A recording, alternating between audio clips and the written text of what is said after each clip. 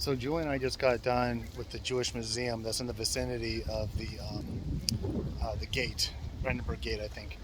Very good museum to go to. Give yourself about an hour. It's free to get in, and I think €4 for the audio. Get the audio. Stop in and see this. It's a remarkable. It's underground. You got to find it. It's not really well marked.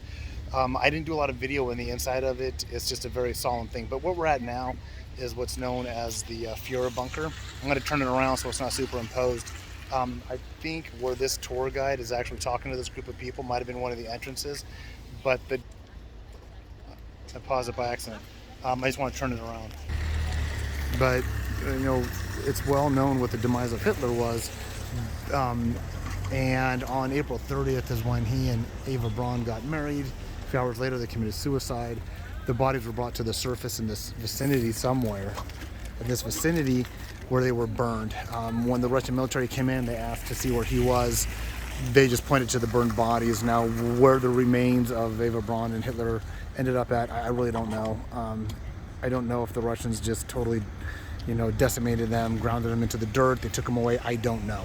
But what is interesting, what happened to the bunker was the Russians went to go blow up the remains of it. And there's a timeline here. I'm not going to get into the exact dates, but there's a timeline there. And what's interesting is that this falls into East Berlin.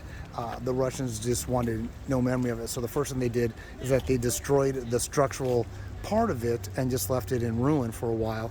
And then they were going to make this structure here. But before this structure was built, this one here, they flattened all this area out and they made it part of the Berlin Wall area, part of the border. So nothing was ever built here. That's why you see, which is kind of rare, you don't see big parking lots like this anywhere.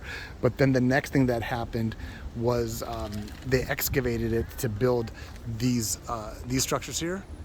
I'm pretty sure these structures or something similar. So they went to go excavate it to use the ground as the foundation. And when they did, they uncovered a lot of this workings here that you see, these rooms, these big thick walls, and it made it just about impossible to put new foundation in. So they scrubbed the idea of digging down to put basements and foundation in, and they just filled it in with debris and gravel and rock and said, forget it, we'll make a parking lot out of it. So what you see here on this parking lot is pretty much, I mean, if we went back in time with X-ray vision, where all these cars are parked would be that complex of Hitler's bunker, where the bodies were found, with the entrance and exits to the bunkers, ventilation, I don't know.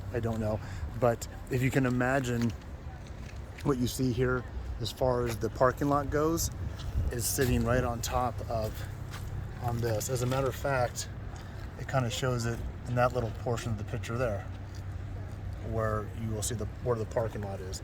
And then there's some of the ventilation shafts and the entrances. So if you're looking for it, you can just actually hit Hitler's bunker on your Google Maps, or you can come to the corner. It's not far at all from the gate, but here's the cross section. Here's the intersection here. So all this stuff is in walking distance. If I get the name of the streets, there we go. So that's the corner of the street you might use for reference. But once again, if you just punch in Hitler's bunker, you might probably find it. All right, well, that was one of the key things I wanted to find.